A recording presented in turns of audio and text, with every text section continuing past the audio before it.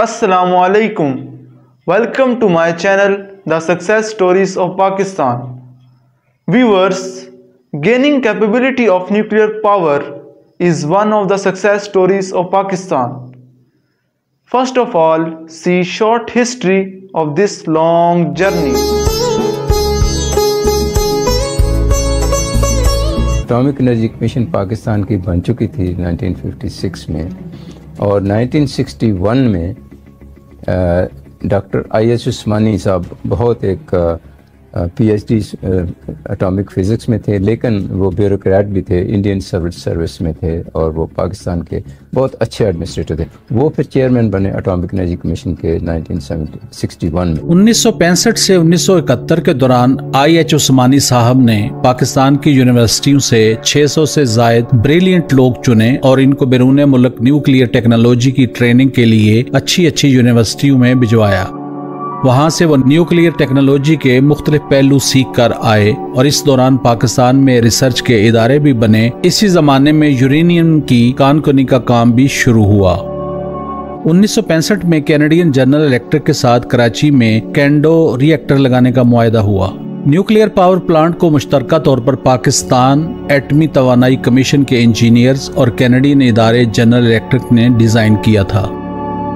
1969 में Pakistan atomic energy commission ने France के इदारे CEA और बरतानिया के इदारे ब्रिटिश न्यूक्लियर फ्यूल्स BNFL से पाकिस्तान में कराची के करीब एक plutonium and nuclear reprocessing plant लगाने का मुआहदा किया, जिसकी 360 ग्राम प्लूटोनियम सालाना एक्सट्रैक्ट करने की कैपेसिटी थी। मुआहदे के मुताबिक इस प्लांट के डिजाइन और कंस्ट्रक्शन में पाकिस्तानी इंजीनियर का कायदाना किरदार रखा गया था, जबकि फंड्स, टेक्निकल मुआवनत और न्यूक्लियर मटीरियल CEA और BNFL ने फराहम करने का मुआहदा किया। 1972 में मुनीर अहमद खान ने पाकिस्तान एटॉमिक एनर्जी कमीशन के चेयरमैन की जिम्मेदारियां संभाल ली।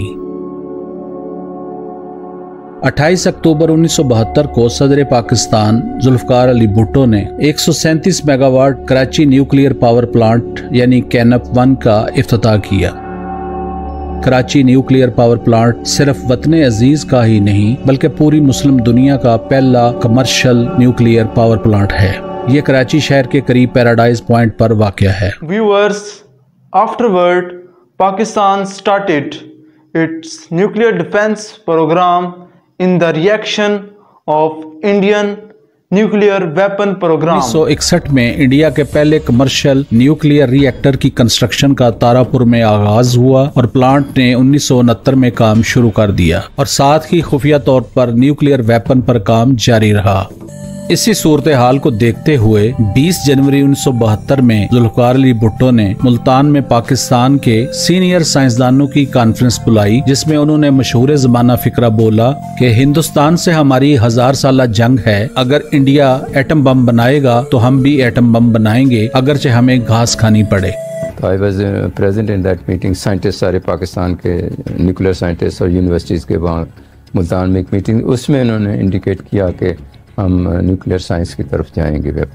NPT nuclear non proliferation treaty की जब नेगोशिएशंस हो रही थी तो उस वक्त हम पार्टिसिपेंट थे उस नेगोशिएशन में, क्योंकि हमें उसके जो मकासद थे, अगराज व मकासद थे उस ट्रीटी के, हम उनसे इत्तफाक करते थे और हम चाहते थे कि दुनिया में ये न्यूक्लियर वेपन्स का जो बिज़नेस है इसको कंट्रोल किया जाए। लेकिन बदकिस्मती ये है कि जब वो ट्रीटी तैयार हुआ 1970 में तो इंडिया ने साइन ना किया, तो फिर हमने भी नहीं साइन किया। 21 मई 1974 में इंडिया ने धमाका कर दिया, जिसे स्माइलिंग बुद्धा का नाम दिया गया। तमाम अहले वतन में एक गम और गुस्सा की लहर दौड़ गई और हर किसी के दिल में इसका जवाब देने की ख्वाहिश थी। इस धमाके की वजह से पाकिस्तान पर बैनुल अक़वामी दबाव बढ़ने लगा कि अब पाकिस्तान को जवाबी कार्रवाई नहीं करनी चाहिए। Pakistan nuclear programme is the result of many sacrifices. Finally, Pakistan became 7th state in the world and first nuclear state in the Islamic world. सुल्तान बशीर महमूद को इस्लामाबाद तलब किया गया और मुनीर अहमद खान की तरफ से यूरेनियम की अफजूदगी के लिए पेपर तैयार करने को कहा गया। नवंबर 74 में मुझे सडन ऑर्डर मिला कि इस्लामाबाद आ जाओ। तो मुनीर साहब ने मुझे शाम को 7 बजे के बाद बुलाया, मैं गया।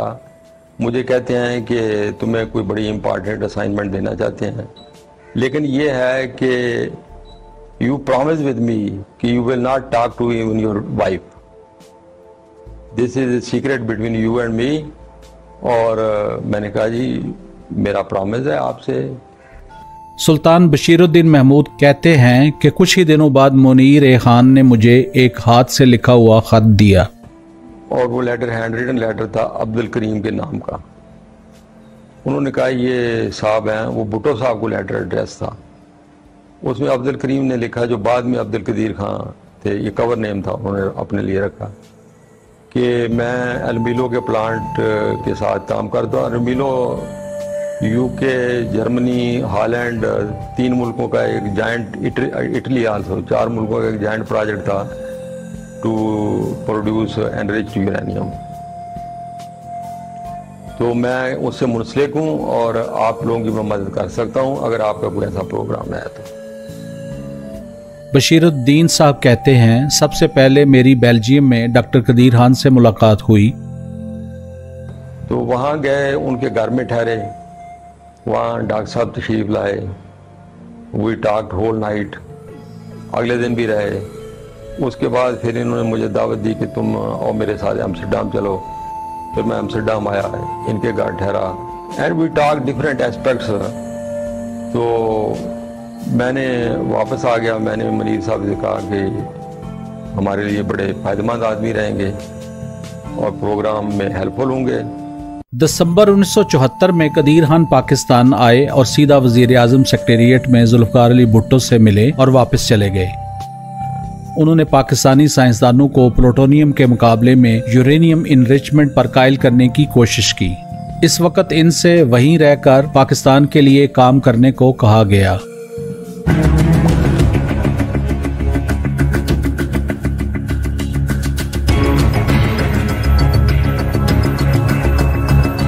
I have no doubt and no reservation that it's a destructive weapon system.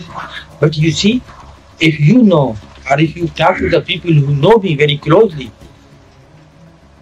I am one of the kindest persons in Pakistan. قدیر خان صاحب کو جس طرح لے کے آئے، جس طرح ان کو یہاں ایک پوری جگہ اس طرح کی فیسلٹیز دی گئی تھی کہ شاید کسی کو ظاہر ہے کہ ملک میں تو پتہ نہیں چل رہا تھا، لیکن یہ اشارہ مل گیا تھا کہ ہم ایٹم بم بنانے کی طرف جا رہے. 1982 میں ان کے ایک دوست ہیں، وہ کیلیفورنیا میں الیکٹریکل انجینئر ہیں اور وہ پاکستان آتے جاتے تھے اور کوٹا میں بھی انہوں نے کام کیا تھا. اختر علی ان کا نام تھا. تو انہوں نے مجھے کانٹیکٹ کیا، چونکہ یہ اس وقت 82 میں نا ٹاپ سیکرٹ ریسرچ سینٹر تھا، تو اس کا نام جو ہے وہ امریکہ میں ڈسکلوز نہیں کرنا چاہتے تھے، نہ بتانا چاہتے تھے. تو انہوں نے صرف یہ کہا مجھے کہ مجھے آپ ابھی ایک کاغذ پہ لکھ کے دیں کہ آپ کہاں پیدا ہوئے، آپ نے کہاں ہائی اسکول کیا ہے، کہاں کالج پڑھا ہے، اور آگے جو ڈگری آپ نے لی ہیں کہاں سے لی ہیں، اور اس وقت آپ کہاں کام کر رہے ہیں. تو تھوڑے دنوں بعد پھر ایئر لائن کے ٹکٹ آ گئے، میری وائف کا، میرے بچوں کا، اور اس پہ سیٹیں بھی بک تھی، ساری چیزیں بک تھی. تو ہم جب آئے ایئرپورٹ پہ، اسلام آباد ایئرپورٹ پہ، تو چونکہ ہم بڑے عرصے بعد آئے تھے پاکستان، تو میری پوری فیملی رشتہ دار پشاور میں ہیں اور میری بیوی کے سارے رشتہ دار پشاور میں. تو وہ لوگ گاڑیوں میں آئے تھے اسلام آباد ایئرپورٹ. اچھا، ادھر کہوٹا پروجیکٹ کے لوگ بھی آئے ہوئے تھے ریسیو کرنے کے لیے. ایک کام کر کے گیا تھا ذوالفقار علی بھٹو، جو ڈاکومنٹڈ نہیں ہے، ریکارڈڈ بھی نہیں ہے، کسی جگہ آپ کو یہ نہیں ملے گا. اس نے ان کو وہ پاور دی تھی جو ایک پرائم منسٹر کی ہوتی ہے پاکستان. میں لفظ یوز کروں گا، ایبسولوٹ پاورز دی تھی. اس میں فنانشیل پاورز بھی تھی، مینجمنٹ کی بھی تھی، باقی جو آرم فورسز کی کہہ لیں یا گورنمنٹ کی کہہ لیں یا فیڈرل گورنمنٹ کی کہہ لیں یا لوکل، ساری چیزیں پاورز ان کے پاس تھی. تو وہ تو مجھے نظر آ گیا تھا کہ ایک گھر بھی انہوں نے میرے لیے لے کے رکھا ہے، پھر سامان بھی سارا انہوں نے سیٹ کیا ہے، ٹیمپریری طور پہ لے کے آئے ہیں، اور نیا سامان تھا. ایسا نہیں ہے کہ کہیں سے اٹھا کے گیسٹ ہاؤس سے لے کے آئے، ایسی بات نہیں تھی. پھر وہ اسی طرح جب میرا سامان آ گیا تو یہ ایبسولوٹ پاورز تھی ان کے پاس. اچھا، یہ تقریباً 53 لوگوں کو باہر سے لے کے آئے تھے. انجینئرس کو, سائنٹسٹ کو جو باہر کام کرتے تھے. ناسا میں کام کرتا تھا, کوئی کدھر کام کرتا تھا, کوئی کہاں کام کرتا تھا, اور کچھ جو تھے بڑی بڑی فیکٹریوں میں کام کرتے تھے امریکہ میں اور انگلینڈ میں اور فرانس میں. تو یہ وہاں سے لے کر آئے لوگوں کو اپنے کام کے لیے. ڈاکٹر AQ خان تو پاکستان 70s میں آئے تھے اور انہوں نے شروع کیا تھا یہاں F8 میں ایک گھر میں شروع کیا تھا اسلام آباد میں.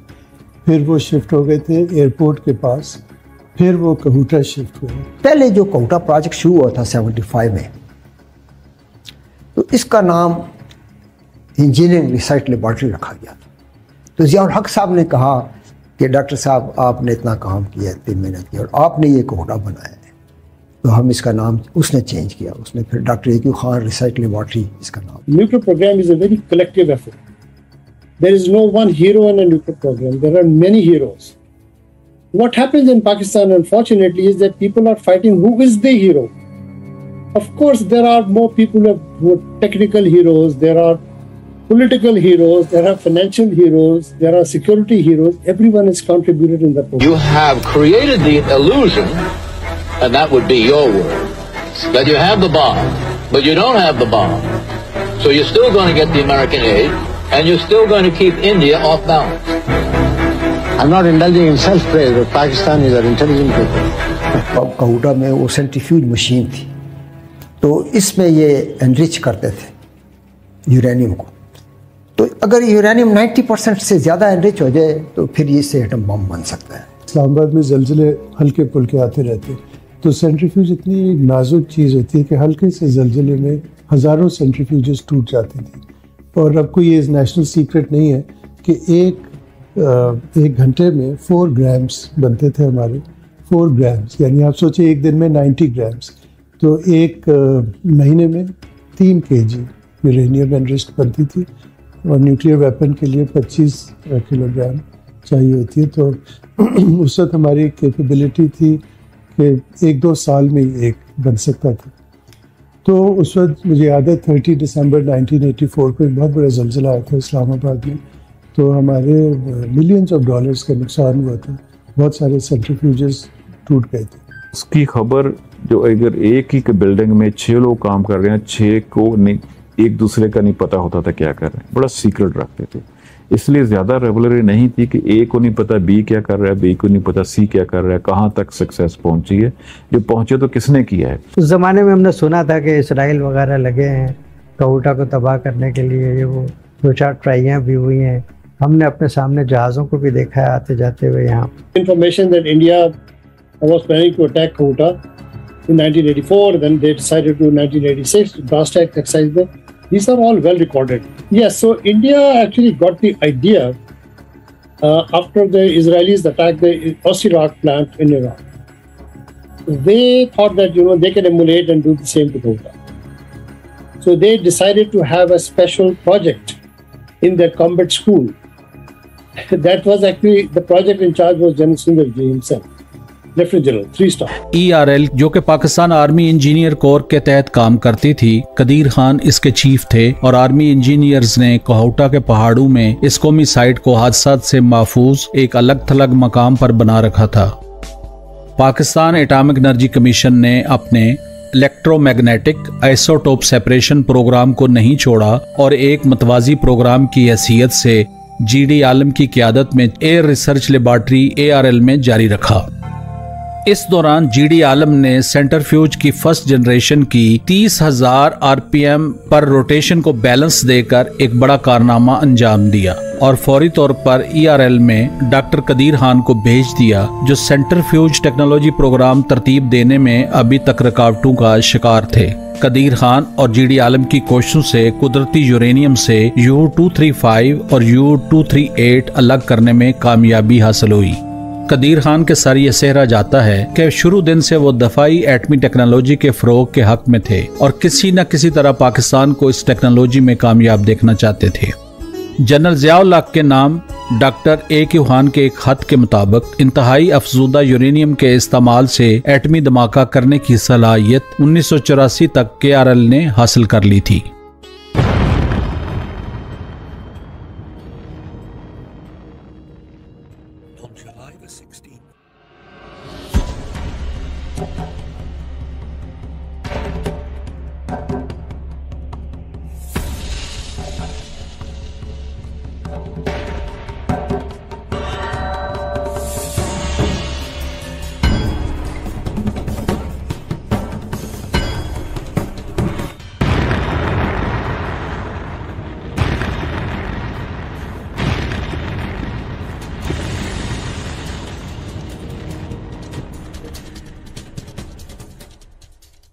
इंडिया के 11 मई 1998 के एटमी धमाकों के जवाब में बेपनाह आलमी दबाव के बावजूद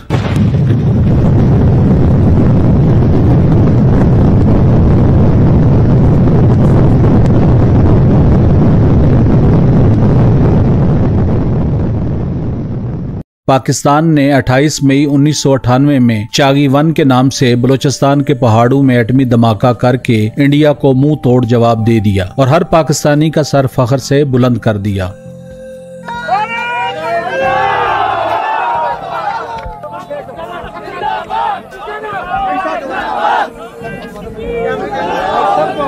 पाकिस्तान के न्यूक्लियर प्रोग्राम में तमाम इंजीनियर्स, साइंटिस्ट और वर्कर्स ने अपना भरपूर किरदार अदा किया है। किसी एक के नाम इसका सेहरा नहीं जाता। सबकी मुश्तरका काविशों और मेहनत से और अल्लाह ताला के फजल करम से पाकिस्तान को ये कामयाबियां मिली हैं।